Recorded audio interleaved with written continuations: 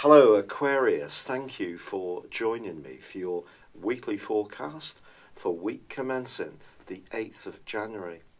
There could be a tendency this week to be hypersensitive, and issues that you would normally just shrug off could get under your skin much more. This is because of a quarter moon on Monday. This is going to provide a backdrop of energy for the whole week. Now you can be a very logical sign, but this week you're being challenged by a much more psychological influence.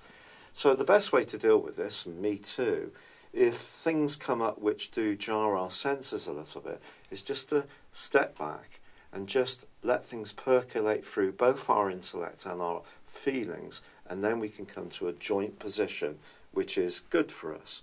If we rush to judgment, that's when something may get under our skin more than it needs to.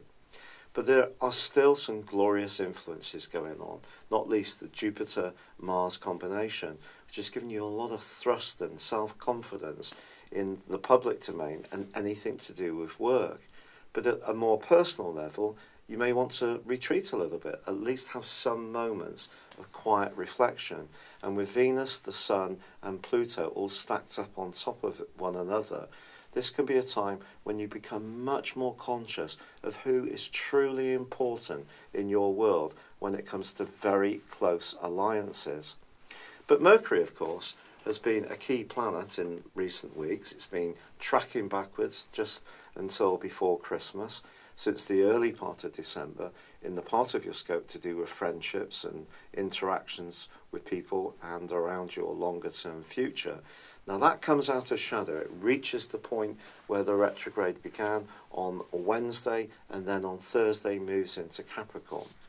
This is an opportunity, therefore, to crystallise something that you haven't been sure about, or perhaps you may choose, as your traditional ruler presses Mercury in the second half of this week, just to step back and look at things in a very dry and sanguine way.